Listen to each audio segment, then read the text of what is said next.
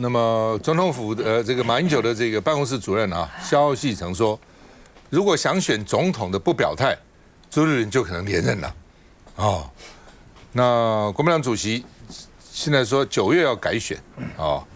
朱立伦说了，昨天接受联合报登出来的专访是说呢，他好像愿意交棒了哈。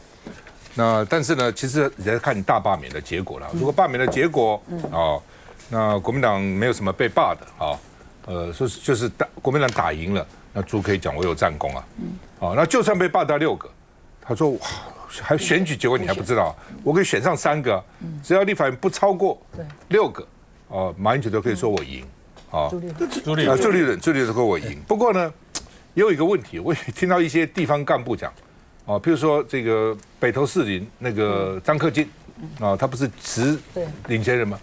我转不敢讲，是不是就辗转听到他的意思是说，那我如果把这个吴思瑶罢掉，不就等于是朱立伦赢了吗？就等于朱立伦赢啊，我罢掉一个啊，所以我就辞。所以也有这样的声音，所以这现在基层有不同的看法啊，有不同的看法。那不过呢，朱立伦至少是第一次表态了，说他愿意交棒哦，所以现在是7月会公告党主席选举，9月改选，10月交接。他说我非常期盼顺利交棒哦。但是呢，我会奋战到最后1分钟，哦，那大概别人有问卢秀燕，他问卢秀燕的交情很深厚，哦，很多人想见缝插针，很难呐，啊，那另外呢，到底谁适合接党主席？他点名了4个直辖市长，卢秀燕、张善政、侯友宜、蒋万安，啊，那另外呢，这个王宏威是说，哎呀，这时候不要再搞党主席选举了，我们罢免已经焦头烂额了，这是选什么东西啊？啊，所以呢，这个不要让被罢免的蓝委呢内外交迫，这边要反这个罢免，那边要考虑到底党主席要选谁啊？而且洪孟凯也说，人民不在乎你国民党党主席是谁了，这是你们国民党的事情了，赶快反罢免比较重要啊。那另外呢，说联合报的社论说，联合报的专栏说，全党都在等一个人，然后这个就等卢秀燕。那卢秀燕是很谨慎的人。啊，卢秀燕会想几个啊？我现在接党主席，万一大罢免，我现在接什么？对吧？你现在已经31-0或者30-0了，啊，我判断最多就31-1，了不起的，或者30-1，就是看士林北投哦，那边听说连锁的还可以啊。昨天张志刚跟我讲，他一个人就连锁了4000多份，他这样说。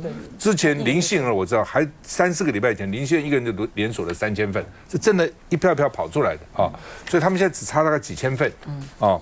所以呢，这个差的不是很多了，大概这个2万7是过关了，那要3万才比较安全一点了。我知道陈玉珍也在帮他们忙了哈，也很认真帮他们忙。好，那所以在这种情况下，你不知道不管31-1或30-1都差很远嘛。所以如果罢的结果，民进党赢了，那这党主席不是很尴尬吗？所以卢秀燕这时候跳下来干嘛？表态呢？他根本不想碰嘛，这是一个嘛。第二个。接着2026还有县市长的选举啊，县市长选举会不会掉？会像上次选那么好吗？上次选得非常好啊！哦，为什么上次选得好？我告诉各位，因为8年以前的韩国瑜的选举，韩国瑜把气势带动起来以后，所以让这个整个韩国瑜的是选高雄市长嘛，记得不是选总统，高雄市长把气氛带起来，所以那时候本来认为不会当选的县市长，国民党都当选了嘛。那再连任就比较容易了嘛，你有做一任，你政绩好就连任比较容易。所以上次不错，但是2026会这样吗？不知道嘛，谁能带头不知道嘛。所以呢，卢秀燕大概就想说，那个风险很大嘛。如果卢秀燕想选2028的总统的话，他这时候干嘛来淌这个浑水呢？国民党党务也不是那么好搞，又没钱啊，然后这个反正啊，再加上你看这次会联署出一些死的党员，表示什么？表示那个党务工作根本做得一塌糊涂嘛。你照理讲，你这些党工至少就不是义务的哦，就算是那个拿薪水的党工，至少去一个个打电话，也没有多少党员嘛，死不死都不知道，对不对？就知道那个党务工作是非常空虚的，基层工作是非常空虚的哦。所以在这种情况之下，卢秀燕当然也不想碰嘛，就变成这样。但是从另外角度看，如果你想选2028的总统的时候，你不碰党主席，到时候党主席啊要支持你不见得容易啊，要扯你后腿是非常容易的，真的是很容易的。哦，你看侯友宜本来是可以赢的，侯友宜那个时候选新北市长票多高啊！我当时做民调，他比赖清德多1倍啊，48-24类似这样。那时候就是侯友宜然后捧他，然后大家说侯友宜不错，他也这个底气也来了，对不对？问他，因为是总统候选人了，所以你问他国防啊、内政啊、外交两都可以讲啊。不提名，拖他们4、5月，整个拖死了嘛。问他，他也不敢讲，又怕新北市议员骂他，你这个新北市长谈什么外交啊，谈什么国防，谈什么两啊，拖下来，又搞了个郭台铭进来。大家以为是郭台铭，又不是郭台铭，郭台铭也恨得要死，搞个乱七八糟，又不办初选，我讲这些话都是你想这一连串的过程，所以你卢秀燕，如果你想选2028，你就要大胆的把党主席接下来。如果你现在不把党主席接下来，就像那个时候马英九那个时候不想选国民党主席，马英九完全不想碰党。台北市长的时候嘛，关中的是这个马英九讲，说你如果不选党主席，那就是王金平。到时候选总统就是你跟王金平竞争，你要不要这样？所以马英九其实那时候是被迫的去选党主席，这关中亲自告诉我的，才被迫选党主席，所以就是你如现在想清楚，那到底怎样？那当然了，就是张善政啊、蒋万安其实也不错了，就是直辖市长了侯友宜当然也不错了，就看他们到底意愿怎么样。我们看一下。我要开心的回家了，然后看老婆，看消息，看小宝贝，一天不是多的欢唱。琳达，我的宝贝，爸爸带你回家了。谈到自己几十年都忘不了的故事，韩国瑜出席月刊颁奖典礼，现场高歌，看来心情很不错。而听到自家主席喊要交棒，他这样回应：院长，我们看周显琪说他要交棒了，会希望卢市长出来选主席吗？听起来主席的决定，韩国瑜已知悉。毕竟人在新竹合体市长高环反罢免的朱立伦也重申立场。从大家每一次提到卢秀燕市长的时候，我都是很好非常欢迎诚挚欢迎。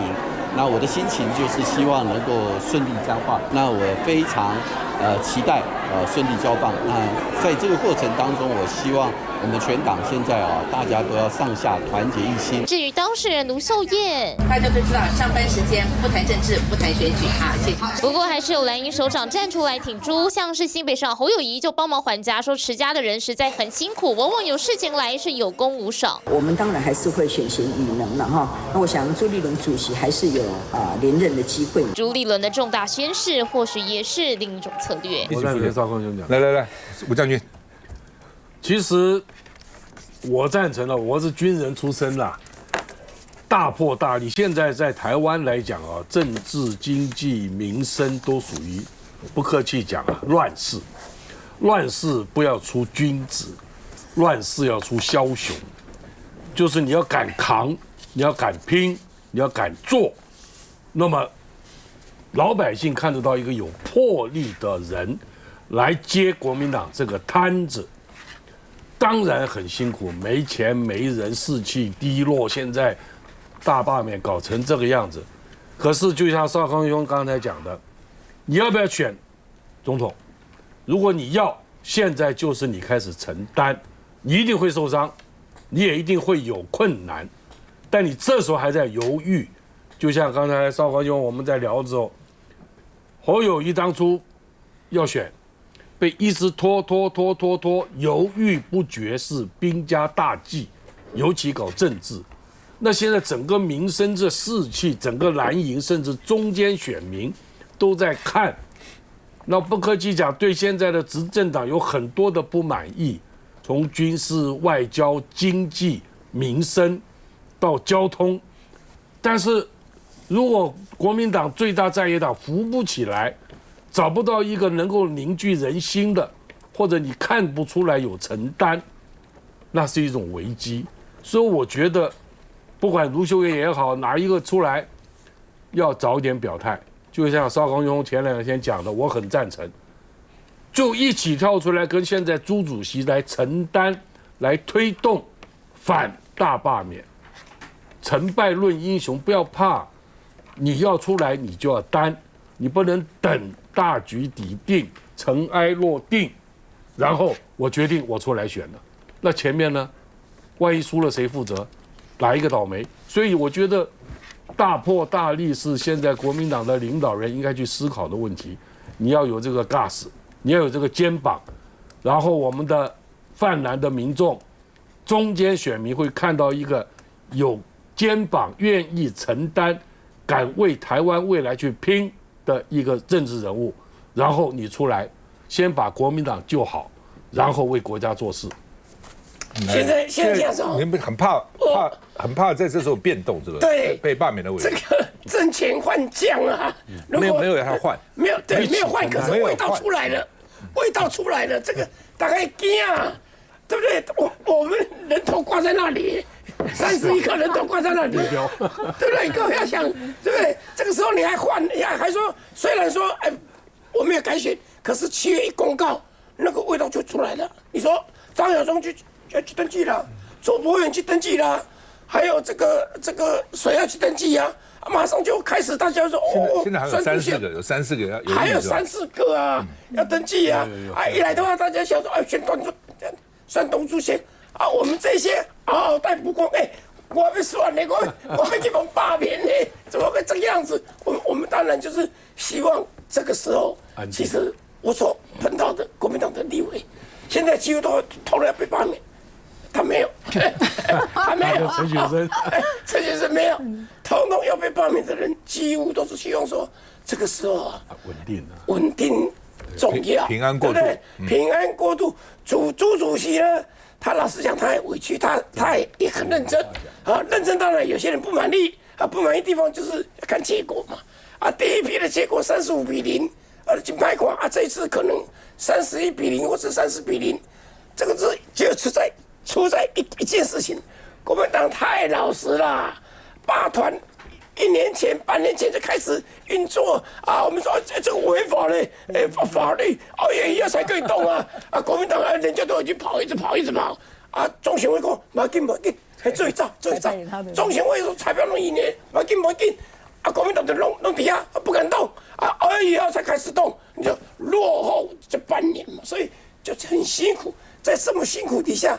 朱主席还把他硬扛下来，是非常辛苦。他现在几乎啊，你只要说要站路口，他一定陪你站路口；去哪里，他一定陪你去，是这么辛苦。可是问题在于，我们看的结果就31-0，或者31-1，或者30-1，金牌馆还不如倒戈啊！还回过来，当然现在这个机会都没有了，还不如倒戈。现在民进党爽得很啊，他也不用选举，通通在那里啊，我们每一个人都要选。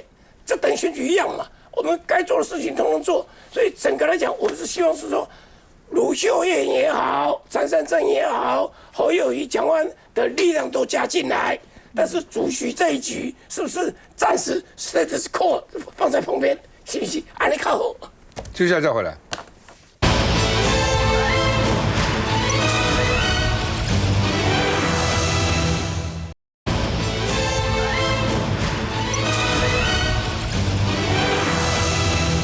好，那么监察院预算被砍的时候很穷啊，这个没有了，那个没有了哦，卫生纸也没有啦，蛋糕也没有啦，什么点心也没有啦，都没有了。但是呢，这个李俊毅这个监察院的秘书长被报道说用公务车去送他的狗狗去美容所以那你这个公务车不要烧油吗？不要烧油啊我记得很多年很久以前了，很多警车都停在那个路桥下不动，说为什么不动呢？就把那个油钱省起来，因为冷气要烧油嘛，要烧油，所以呢就省那个钱那是就是公务车都不敢动，他现在送公务车去送狗狗去美容所以呢表示说还有钱嘛，才能买油嘛那李俊毅就说他自己思虑不周，没想到那所以呢这个。是错了那黄国昌就说，你如果还有羞耻心的话，就应该知所进退啊，还用公务车送狗去美容那张世刚就说，不只送狗去美容还帮外送餐点当 Uber Eats， 什么意思呢？就是说呢，这个民进党党团的记者会去骂蓝白国民党民进党半个小时。然后呢，说李俊毅公器私用不到30秒，就算了，过了就算了那说呢，李俊毅跟陈宗彦很像那另外呢，这个翁小玲就认为说，监察委员应该调查李俊毅公器私用的问题而且呢，秘书长曾经有被弹劾的先例，并不是秘书长就不能弹劾哈。那王宏威就问了，说监察院不是买不起卫生纸吗？那怎么还有这个钱有油去这个送狗狗去美容呢？媒体也这样批评了。我说你到底真的没钱还是假的没钱？我们看一下。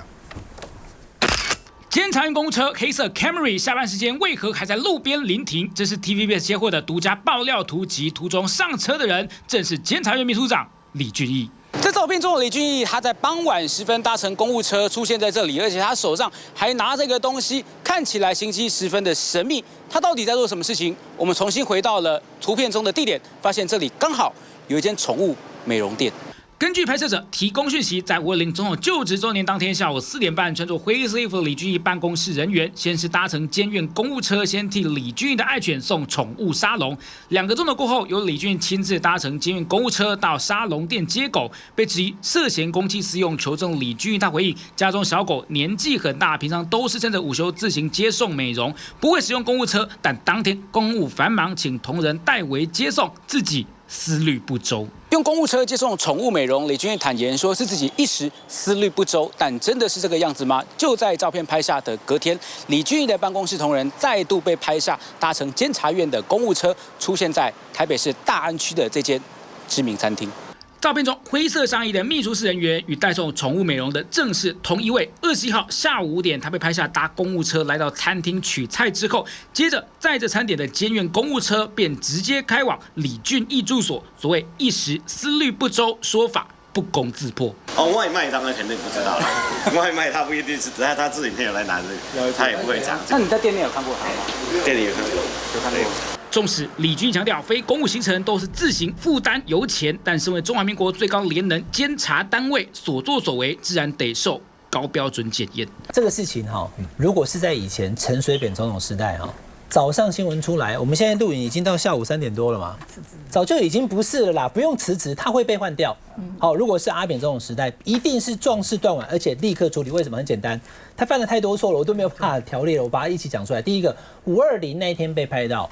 520以外的时间有几次？这其一。520当天不是休假日，所以呢，他的司机还有陪同他的司机下去送狗的，所以2个人这都是他们其实要有公务的被叫去送狗。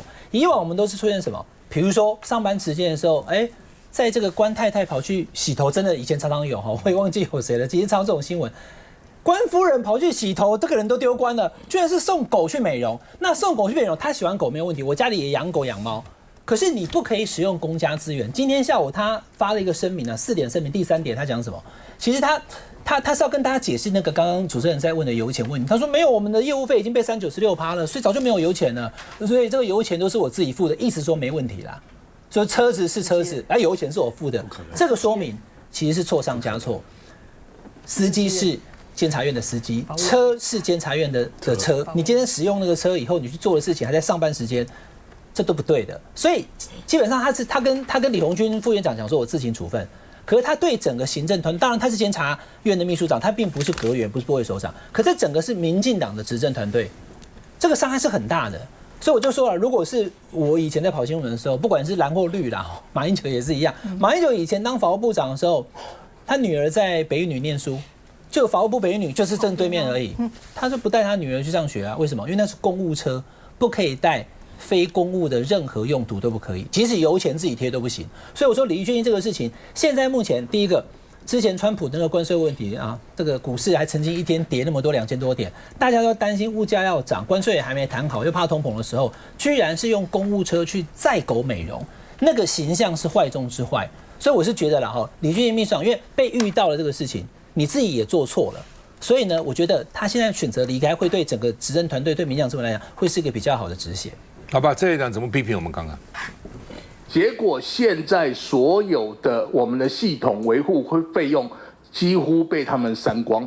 监察院业务费被删减96%，秘书长李俊毅多次发声大喊监院没钱，于是提示线。只是如今被爆料使用被配备的专用公务车接送爱犬还买菜，引发在野党立委痛批。一般人民的待遇还不如绿营高官的一条狗人家都可以坐公务车，你一般人民你能坐公务车吗？所以我们立法院在预算的部分要求行政机关有所遵解。删预算，他们爱被救不，但是你事后回头来看。是不是应该要好好遵节一下预算，而且应该要更仔细、更严谨的来做查核？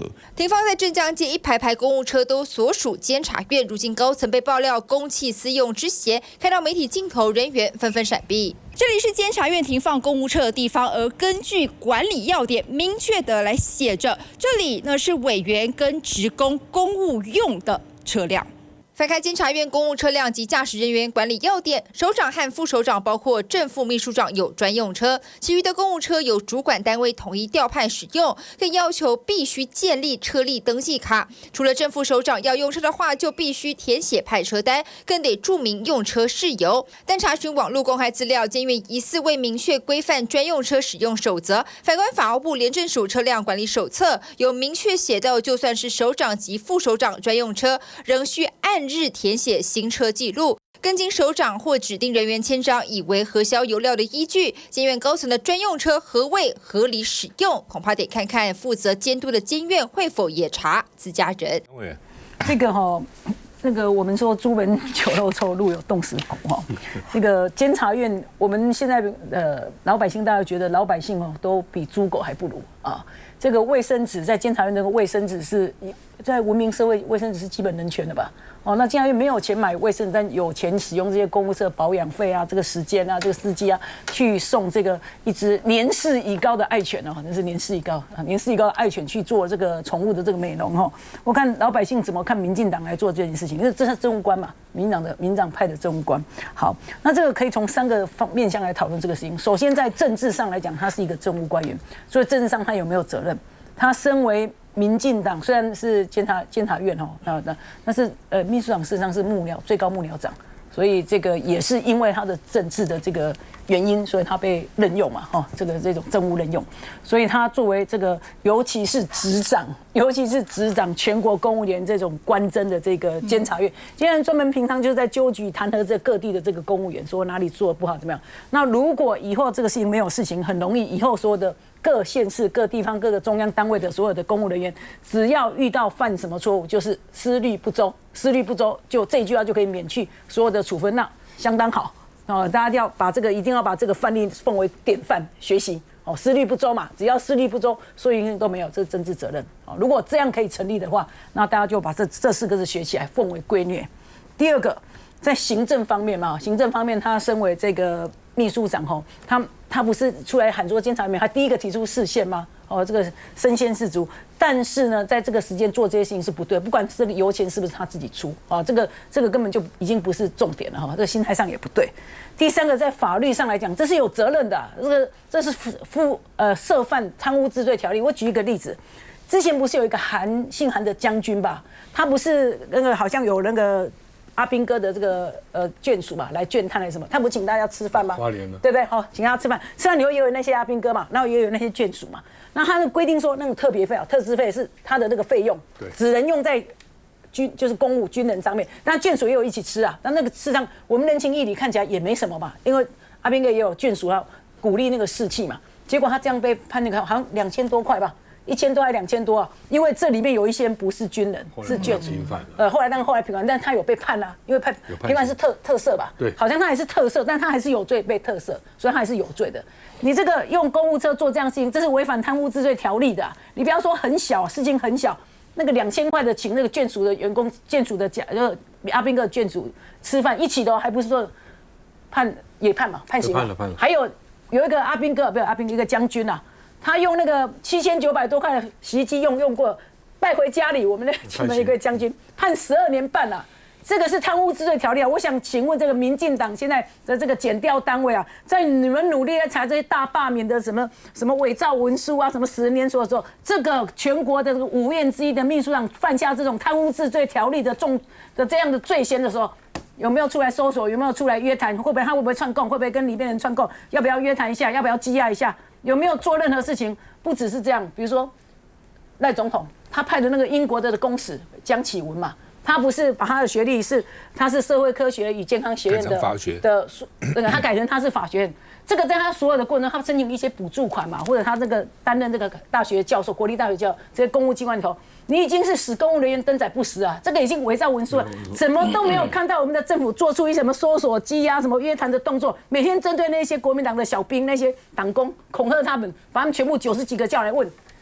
但我们政府在做什么？所以现在就有绿色党政就是对的颜色啊，有党政绝对就会没有事。你看这件事情怎么办？看这件事情是不是政治上呢？我们的总统、我们的民进党怎么做？行政上呢怎么处分？好，法律上有没有事情？如果都没有事情，大家就记得思虑不周这4个字就要写起来挂在你家的墙上。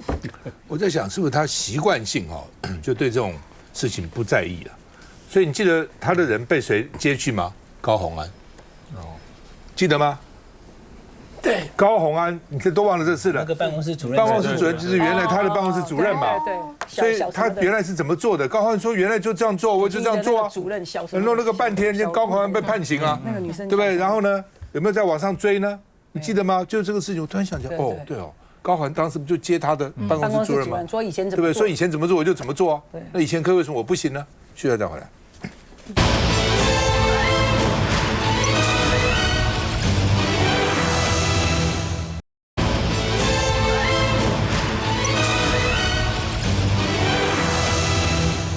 好不好？这个地方现在为了这个补助款那觉得说为什么克扣我们的钱呢？立法院在删预算的时候叫你这个删统筹款，并没有叫你自行调整，并没有叫你删地方的补助款所以呢说地方应该要告中央那地方叫中央呢悬崖勒马那另外呢这个因为中央现在砍的地方636亿的补助款所以呢吴宗宪说犯了2个罪。第一个是刑法129条违法溢留克扣罪这个还蛮难念的溢留克扣主要是克扣了该给人家不给人家。另外就贪污治罪条例第6条第1项第1款的溢留扣课罪都是溢留扣课那一个是处1年以上7年以下，一个是5年以上有期徒刑所以呢就是说不应该去把应该给那钱克扣下来。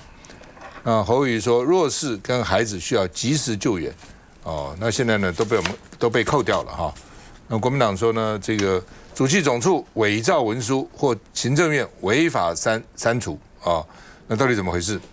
因为呢，当时立法院国民党团是说呢，行政院主计总处当时把总预算发文给立法院，当时就明确指出，依照法律义务支出的明细表，就是告诉立法院不能删地方补助款。结果现在你行政院自己删。因为当时立法院在审预算，主计就是说你不能这个补助款不能删的，就你行政院自己删那赖士葆说这叫移花接木因为呢这个说呢这个中央建议中央砍地方补助款赖士葆说移花接木那另外呢，因为你现在扣发军公教加薪，军公教加薪本来是个好事嘛结果呢这个中央政府总预算1月21号3读通过，总统3月20号公布。已经比以前延宕了1个月而且呢加薪款并没有受到人事费删减的影响，那所以呢你现在要发为什么不发呢所以你就是违法扣发军公教的加薪那所以呢这个媒体也说官员扣课加薪都没有事，检察官睡着了吗检察官就像刚刚陈玉珍讲的，你检察官这不是对国民党哇这个锱铢必较，然后对这些事情都好像眼睛睁大大的看不到。我们看一下，秉持法律人的天性，依法告发，溢留克扣罪。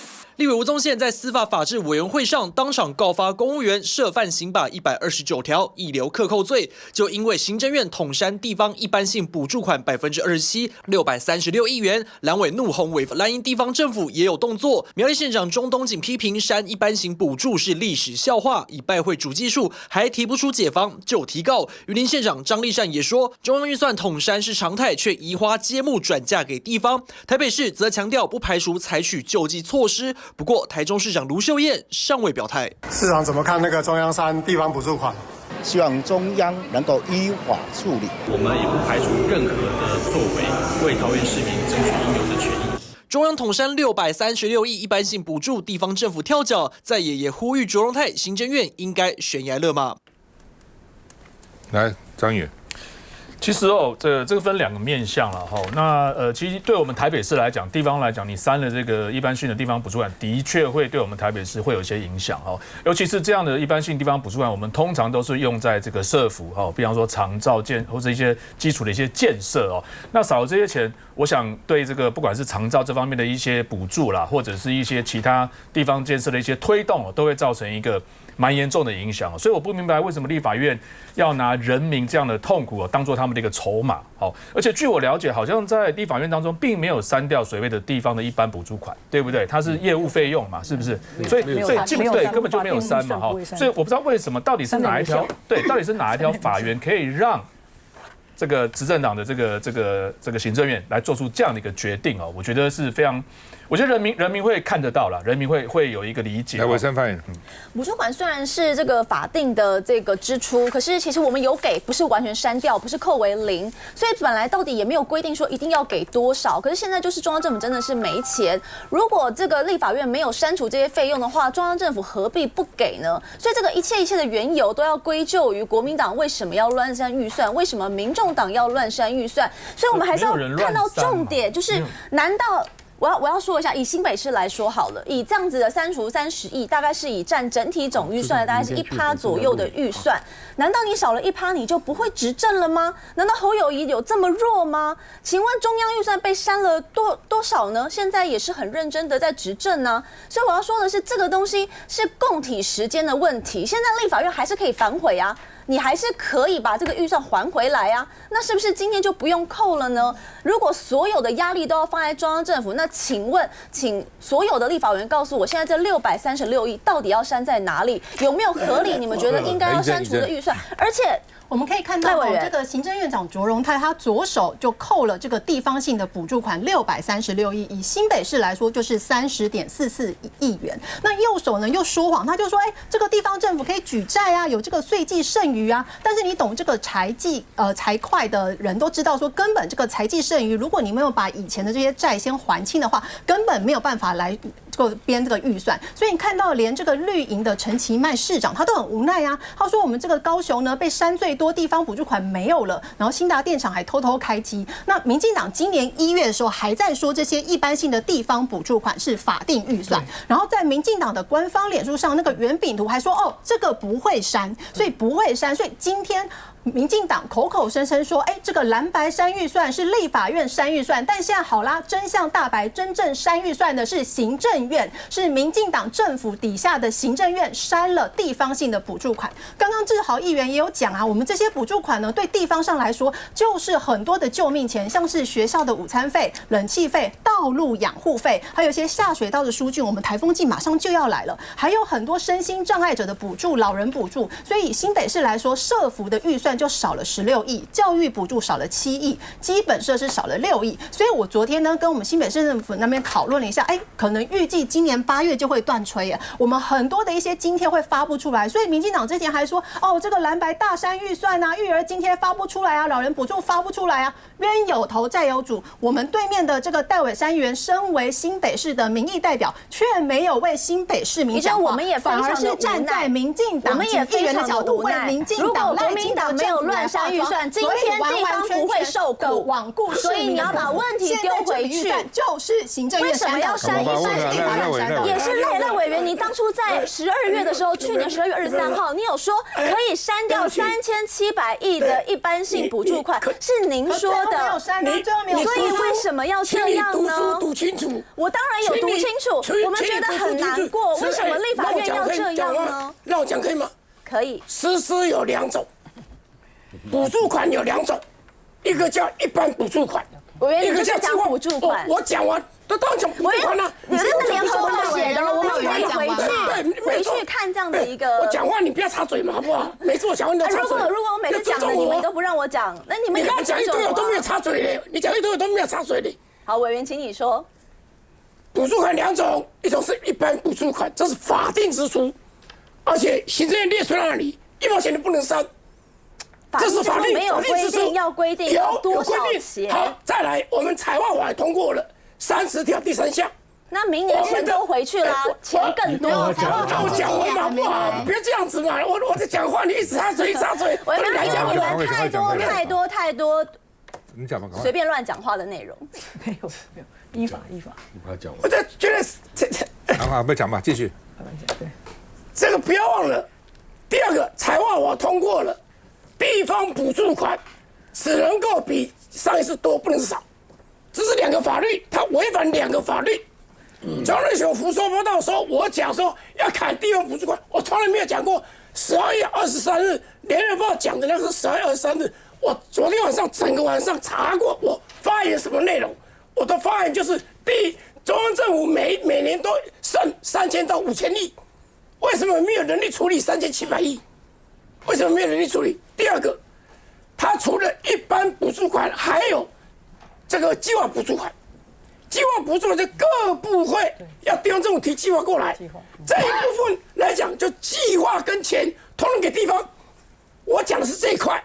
那如果删除计划性补助款，可不可以让我讲完？你就也跳出来说不应该删，对你来说什么都不应该删呢？一般不能删，但是计划可以删什么？计划可以删什么？计划可以删，计划可以删，所以我生计划题你会接受吗？你会接受吗？你会不会现在又像张以正又跳出来说不能删，不能删？审议会的财委会的招委啊，我是主席来，我要讲一下。我们出那个审计，就是那个报告预算那个，到时候报告出去给那个行政院的时候，上面是前面有一句话的，如果行政院可以再回去读一下，说除了法定预算外，这个法定预算就是不能删的。今天什么卫福啊、那个什么教育啊，这些什么社福啊、卫生啊什么这，我们以前依法行政都是对，你们没有依法，现在中县各就说你们没有依法。因为法定预算，就算我们删了也没有用啦。讲实话，法定预算就是一定要给的，就算我们去把它删掉也是不成立的。我们不能违法嘛。这个科目当然不会被删除啊。对不对？法定预算不是一个科目，法定预算说他会写说哪一些是法定预算，都有列出来的。所以我们的预算报告书是有先写这一句话的然后剩下的600多亿，我就说，我就跟院长讲说，那你就300多亿的哪一些几趴以后，然后剩下总共900多嘛，剩下636亿。那这个部分你就看哪些部位做的哪些项目比较不好，你自己去看怎么让你可以那个。往年都是这么审预算，这么多年来，至少我想廖委员在立法院这么多，我在这里几年来，不管以前我们是少数都是这样审预算，每一句话都是一样的，只有金额今年是真的不一样一点点，但是总预算还是提高的。所以其实民进党就是行政就是想要故意帮大罢免吹柴火，然后就说这就是国民党乱删，其实就是明明就是行政机关不能克扣的这个法定预算给人家克扣了。这个现在民进党真的什么法律都不遵守，真是太过离谱了。我再讲一句话，我好心帮民进党提一个解方，说你建设的补助款。连建设的东西，连钱，统统给地方政府，就帮你解决了。结果他们还反咬我一口，真是狗咬吕洞宾啊！我没有，就是太好心嘛，还帮。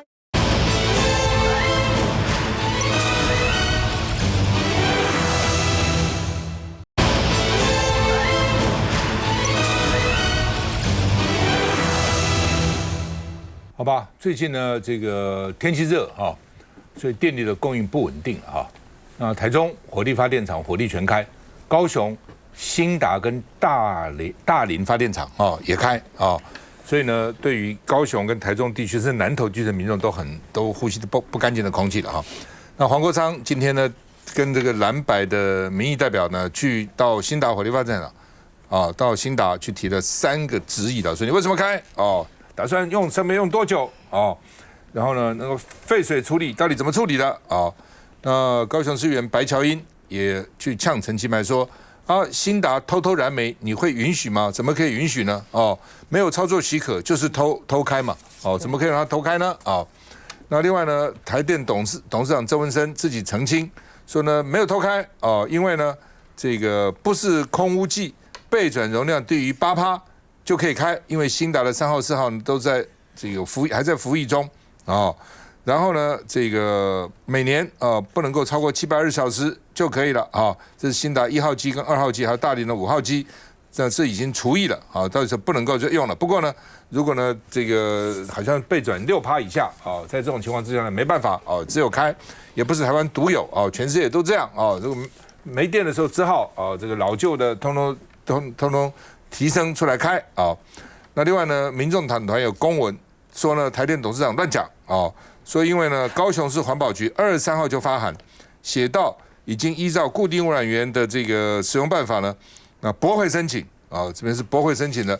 那既然驳回申请你怎么可以呢？这个使用在这边有写驳回申请那所以呢，在45条这个规定驳回申请。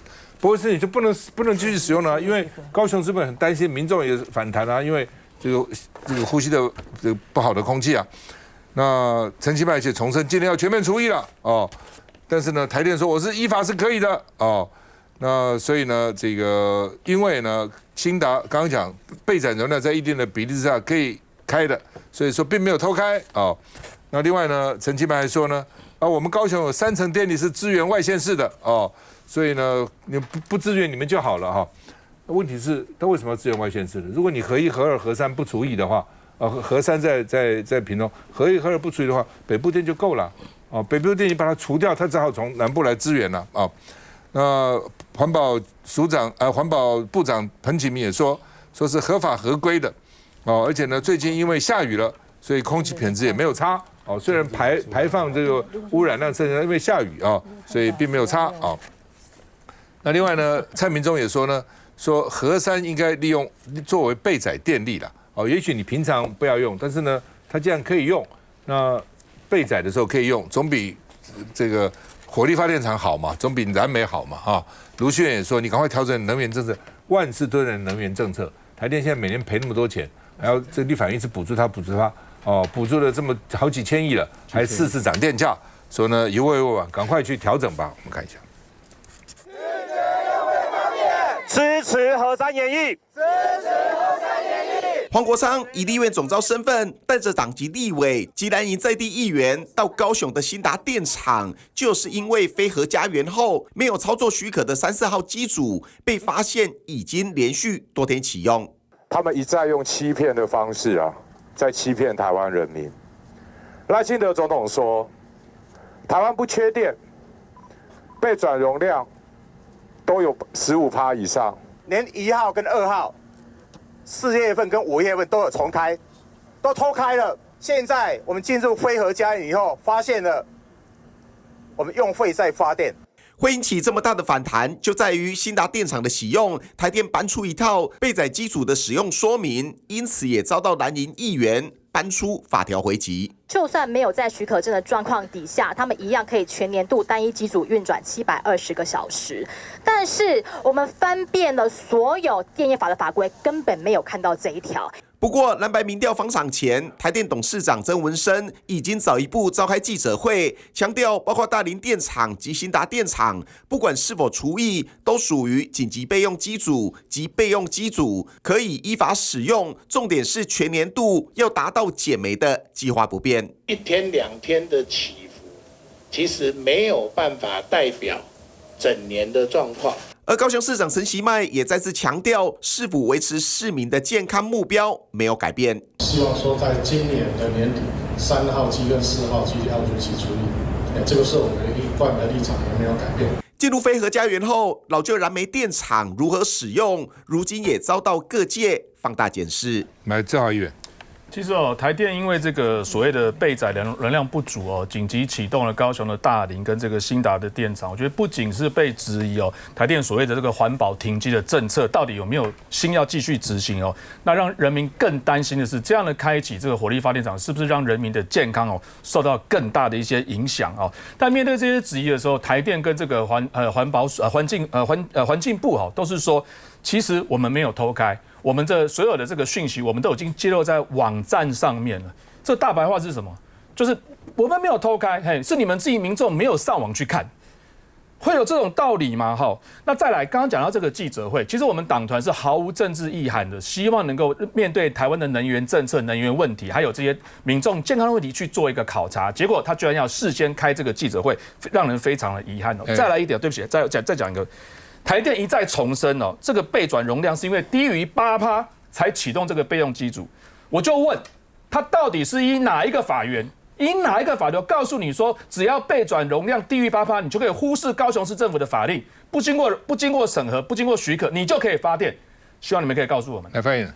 本来就没有偷开，所以在这个事件里面，本身这个机组它就是备用机组，所以依据法律它是不需要经过审核就可以开。那重点是为什么偶尔要开一下？因为它是备用的，所以你每一年还是要定期启动几个小时，确保它没有问题。但以后未来有一天突然临时要上线的时候，它才不会坏掉。所以这本来就是一个既有的流程，所以我觉得大家不要过于解读。那目前我们看到现阶段，我们也不需要核3重启，因为核3如果重启的话，如果延役的话，它最多也只能延3年，因为它目前的这个所谓的储存核废料的这样的一个空间其实是不足的。那你重启或者是说你延役，到底对这个整体的这个发电来说，并没有太大的好处，也没有办法延长太久。可是你反而要牺牲的是南部人的安全，所以我觉得这个事情真的要慎重考虑。